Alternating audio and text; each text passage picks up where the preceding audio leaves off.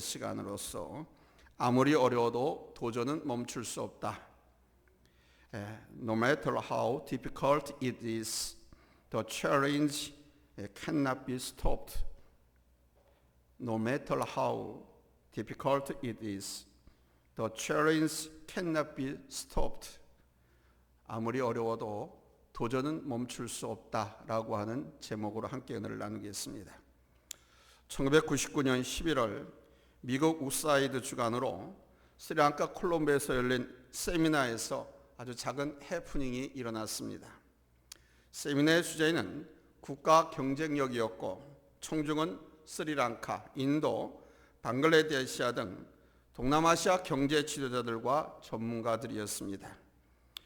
주제 발표자 중에 하나인 코스타리카 전 대통령과 피구 LS가 어떻게 자기 나라가 그 미국의 글로벌 거대 기업이 인텔 공장을 유치하고 또 정보혁명에 성공했는가를 1시간가량 발표했습니다.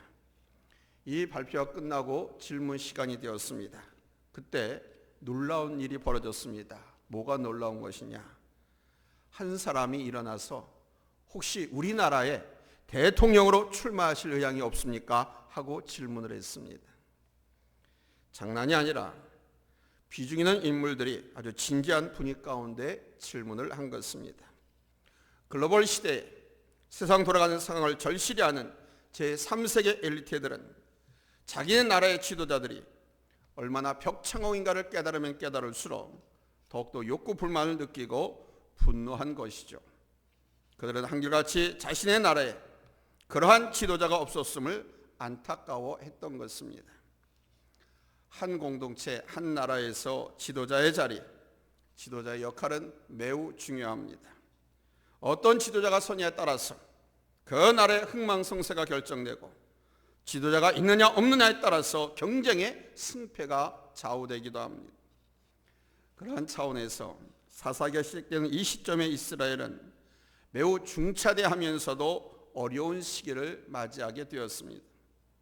사사기는 본문 1절에 보니까 이렇게 시작하고 있습니다. 본문 1절, 여호수아가 죽은 후에 이스라엘 자손이 여호와께 여쭈어 이르되 우리 가운데 누가 먼저 올라가서 가나안 족속과 싸우리까? 사사기의 시작은 여호수아가 죽은 이후 시점부터입니다. 여호수아는 가나안 땅으로 이스라엘 백성들을 인도해 드리고 가나안 전복 전쟁을 펼치면서 약속의 땅 그 가나안 땅을 각 지파별로 분배해 준 이스라엘 민족의 위대한 지도자였습니다. 그는 모세가 죽은 이후 그 모세의 뒤를 이어서 이스라엘 민족의 지도자로 서서 아주 강력하게 이스라엘 민족을 이끌어 왔습니다. 이스라엘 백성들은 그래서 여호수아를 신뢰했고 따랐고 절대적으로 의지했습니다. 여호수아가 죽기 전 이스라엘의 각 지파를 세겜 땅으로 다 불러 모으고 하나님께 대한 신앙을 결단을 촉구했을 때 이스라엘 민족은 여호수아 앞에서 우리는 하나님만 섬기겠나라고 결단을 했습니다. 그것을 보면 여호수아의 위상과 영향력을 알 수 있지요. 여호수아서 24장 15절입니다. 여호수아가 각 지파 이스라엘 백성들에게 하는 말입니다. 만일 여호와를 섬기는 것이 너희에게 좋지 않게 보이거든 너희 주상들이 강 저쪽에 섬기던 신들이든지 또는 너희가 거주하는 땅에 있는 아모리 족속의 신들이든지 너희가 섬길 자를 오늘 택하라. 오직 나와 내 집은 여호와를 섬기겠노라 하니 그러자 이스라엘 백성들이 대답했습니다. 여호수아 24장 16절에 백성이 대답하여 이르되 우리가 결단코 여호와를 버리고 다른 신들을 섬기기를 하지 아니하오리니 24장 21절에서 백성이 여호수아에게 말하되 아니니이다 우리가 여호와를 섬기겠나이다 하는지라 그랬습니다. 이러했던 지도자 여호수아가 죽음으로 인해 이스라엘은 위기를 맞게 되었습니다. 모세가 죽을 때는 그의 곁에서 따라다니면서 배운 여호수아라고 하는 준비된 지도자가 있었습니다. 그러나 이 여호수아 이후에는 그와 같은 영향력을 발휘할 수 있는 지도자가 없다는 것이 문제였습니다. 이런 위기 속에서 오늘 이스라엘은 새로운 시대를 향한 도전을 하고 앞으로 나아가게 됩니다. 오늘 우리는 이 모습을 통해서 하나님 앞에서 우리가 가야 할 바, 하나님 앞에서 우리가 행해야 할 바를 배우고자 합니다. 오늘 우리가 살아가는 이 시대는 위기의 시대임이 틀림없습니다. 영적으로 사람들은 하나님을 의지하기보다는 세상을 더 의지하려고 합니다. 물질 만능주의, 자본주의 시대 속에서 돈과 권력을 사랑하고 쾌락을 사랑하고 그것을 향해서 쫓아가고 있습니다. 그 과정에 지금 전 세계는 경기 침체로 어려움을 당하고 있는 시점입니다. 잘못하면 1930년대 세계 대경제공황 같은 위기를 맞이할 수도 있습니다. 이러한 위기의 결정적 요인은 지도자들의 잘못된 판단과 실수로 인한 것이 크다는 사실입니다.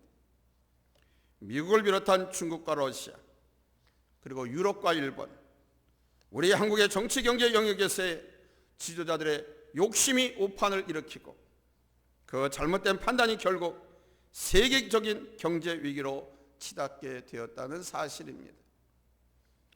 이러한 위기는 단지 세상의 경제적인 위기만이 아니라 교회와 가정의 위기로까지 다가왔습니다. 선교가 위축되고 교회에서 하는 여러 가지 구제 활동과 전도도 위축되고 교육을 비롯한 여러 가지 영역의 열정적인 움직임들이 위축되었습니다.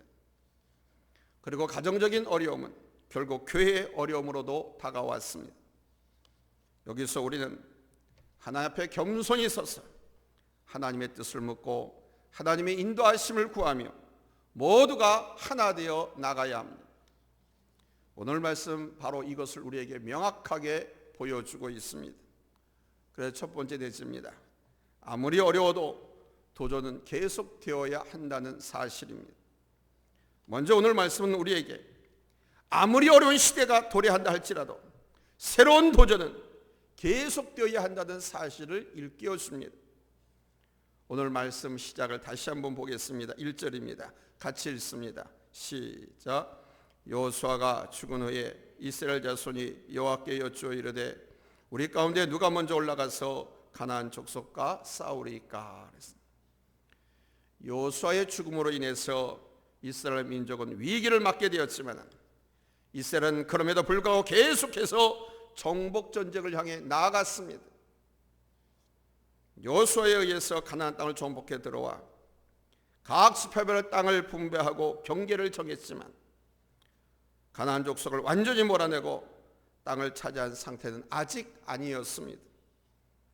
각 지파는 자신들이 분배받은 땅 안에 남아있는 가나안 족속들을 몰아내야 하는 정복 전쟁을 본격적으로 해야 하는 그런 과제가 남아있는 상황입니다. 여기서 이스라엘 민족에게는 새로운 도전이 필요했습니다. 이에 저들은 여호수아의 죽음으로 인해서 위축되거나 후퇴의 기회로 삼지 않고 오히려 도전의 기회로 삼았습니다. 하나님께서 우리에게 맡기신 일에 있어서는 환경과 상황에 상관없이 하나님의 뜻과 계획대로 밀고 나가야 합니다. 제가 부족하고 저의 온전하지 못함이 교회 공동체가 하나님의 뜻을 이루고 하나님 나라의 일을 하는데 방해가 될 수 없습니다. 또한 경제적인 위기가 하나님의 일을 하는데 방해가 되어서는 안 됩니다. 지금 성전을 건축하고 있는 교회들에게는 지금이 큰 어려움과 위기의 시기임이 틀림없습니다. 경제적 여건은 그대로 교회 성도들의 사업장과 직장, 삶의 터전에 영향을 미치고 또 그것은 그대로 교회로 이었습니다. 그러나 그렇다고 해서 그것 때문에 하나님의 일이 중단되어서는 안 됩니다. 정말 하나님께서 원하시고 기뻐하시며 하나님 나라를 위해서 꼭 해야 할 일이라고 하면 어떠한 상황 가운데서도 도전은 계속되어야 하는 것입니다. 질병, 이 질병도 우리로 하여금 하나님의 일을 하는데 방해가 되어서는 안 됩니다. 기후와 장소, 그 어떤 것도 하나님의 뜻을 이루는데 방해가 될 수 없습니다. 하나님 절뚝발이를 통해서도 역사하시고 병든 자를 들어서 사용하시기도 하고 가난한 자를 들어서 부자를 부끄럽게 하시며 당신의 뜻을 여한 이루어 나갔습니다. 그래서 그런 것을 가지고 할 수 없다, 포기해서는 안 됩니다. 질병과 가난, 아픔과 사람, 그런 것이 우리를 방해한다 할지라도 우리의 도전은 계속되어야 합니다. 인간은요, 꿈을 포기할 때 모든 것이 끝이 나는 겁니다. 그러나 꿈이 있는 한 성도는 절대 포기하지 않고 앞으로 나아가는 것이죠.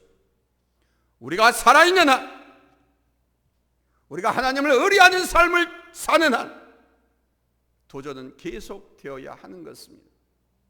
그것이 살아있다는 증거입니다. 그것이 믿음이 있다는 증거입니다. 두 번째는 그 도전에 하나님의 인도하심을 구해야 합니다. 도전은 단지 나 자신의 욕망과 뜻을 이루기 위한 것이 아니라 우리 하나님의 뜻을 이루기 위한 것입니다. 그렇다면 우리는 겸손하게 하나님께 물으면서 하나님의 인도하심을 구하며 가야 합니다. 전환기의 이스라엘 민족은 새로운 도전을 앞두고 하나님께 물으면서 도전을 계속해 들어갔습니다. 1절을 다시 한번 봅니다. 여호수아가 죽은 후에 이스라엘 자손이 여호와께 여쭈어 이르되 우리 가운데 누가 먼저 올라가서 가나안 족속과 싸우리까? 보십시오.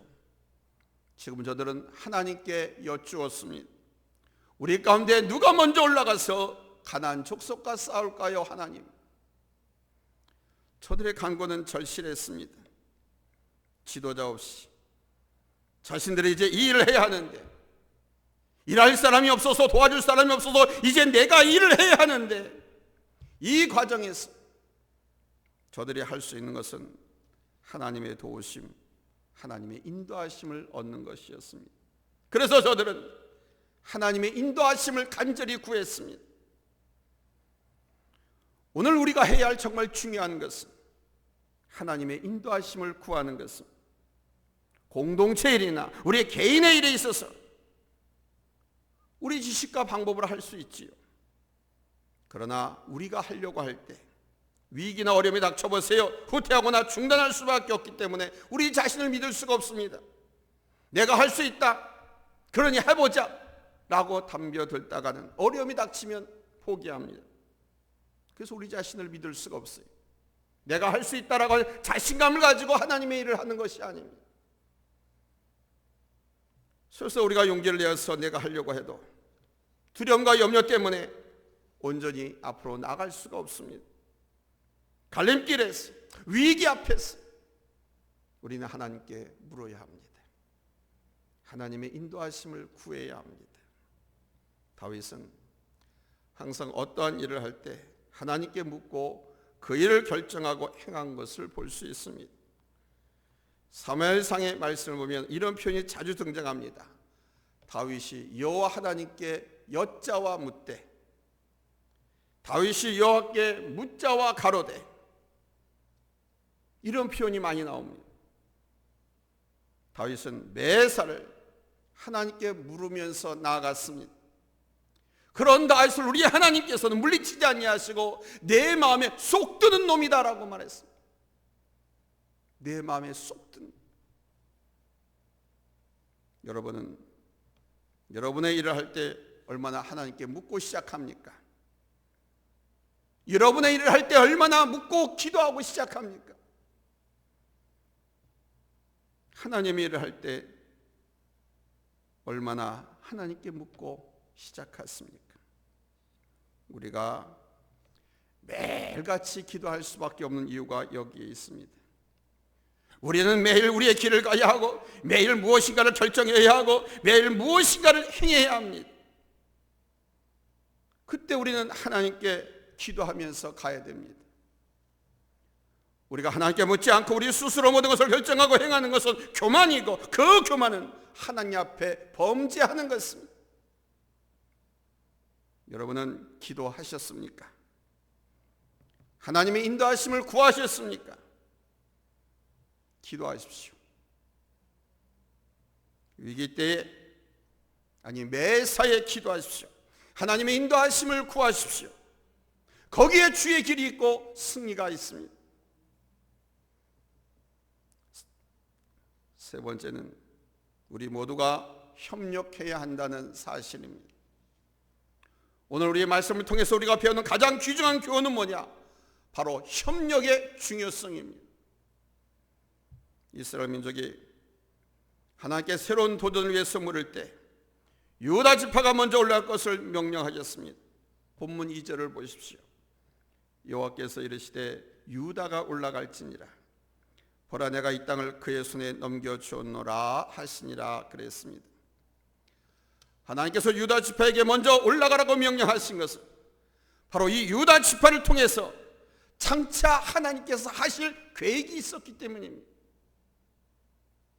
하나님께서는 바로 이 유다 지파를 통해서 바로 다윗이 유다의 자손 아닙니까? 이스라엘 왕국을 온전히 세우고 그 후손으로 구원자 예수 그리스도를 보내실 계획이 있었기 때문입니다. 그런데 유다 지파가 정복 전쟁을 하고자 할 때 시므온 지파한테 손을 내밀었습니다. 함께 가자고 요청했습니다. 본문 3절입니다. 유다가 그의 형제 시므온에게 이르되 내가 제비 뽑아 얻은 땅에 나와 함께 올라가서 가나안 족속과 싸우자. 이에 시므온 지파가 응했습니다. 3절에 그리하면 나도 내가 제비 뽑아 얻은 땅에 함께 가리라 하니 이에 시므온이 그와 함께 가니라. 여기서 우리는 서로 돕고 돕는 두 지파의 멋진 모습을 볼 수 있습니다. 이 두 지파의 협력은 결국 가나안 정복 전쟁을 승리로 이끌어내었습니다. 유다 지파는 이 시므온과 함께 베색을 정복하게 됩니다. 베색. 이 베색은요 매우 중요한 도시입니다. 이 도시가 지금이 어느 곳이든 신약자들 사이에도 논란이 있습니다. 간혹 이 베색을 예루살렘이라고 보는 견해가 있습니다. 만약 이 베색이 예루살렘이라면 유다 지파와 시므온 지파가 협력해서 정말 중요한 곳을 점령하게 된 것이죠. 그런데 이 일은 단지 유다 지파 홀로 한 것이 아니라 시므온 지파와 함께 협력함으로 가능했다라는 사실입니다. 협력은 매우 중요합니다. 아무리 어려운 일이 할지라도 함께 힘을 모으면 불가능한 일도 할 수 있습니다. 삼겹줄은 쉽게 끊어지지 않지요. 힘이라고 하는 것은 모아지면 모아질수록 더 막강한 힘을 발휘하는 것입니다. 우리 교회 공동체의 협력, 가정에서의 가족들의 협력, 이 나라가 위기 가운데 있을 때 정세계를 비롯한 모든 국민이 하나가 될 때 그 힘은 막강해질 뿐만 아니라 새로운 일도 척척 해나가게 되는 것입니다. 더더구나 하나님을 의뢰하면서 하나님의 도우심과 인도하심을 구하여 나가면 새로운 도전 가운데서 더 큰 일을 할 수 있을 뿐만 아니라 한층 더 성숙되고 성장하는 계기가 될 것입니다. 해보지 않고 물렀으면 죽은 것입니다. 패배하는 것입니다. 사랑하는 성도 여러분, 지금 이런 위기 속에서 우리가 무엇을 어떻게 해야 할 것인가를 오늘 말씀을 통해서 배웠습니다. 구원받은 성도는 아무리 위기라 해도 위축되어서는 안 됩니다. 하나님을 위한 일이라면, 하나님의 약속 안에서 그 뜻을 일하면 도전은 계속되어야 합니다. 도전은 멈춰서는 안 됩니다. 그러면서 하나님의 인도하심을 구해야 합니다. 내 지식과 경험으로만이 아니라 하나님의 도우심과 인도하심이 있을 때 우리는 실수나 실패하지 않고 앞으로 전진해 갈 수 있습니다. 그러면서 힘을 모아야 합니다. 하나가 되어야 합니다. 하나가 될 때 더 큰 능력을 발휘하면서 어렵다고 불가능하다고 여기는 그 일까지도 쉽게 해치울 수가 있는 것입니다. 이 진리 안에서 우리 모두 지혜를 배우고 함께 나아감으로 승리하고 더 온전한 하나님의 일과 뜻을 이루는 우리 모두가 될 수 있기를 예수님의 이름으로 축원합니다. 할렐루야, 할렐루야. 기도하겠습니다.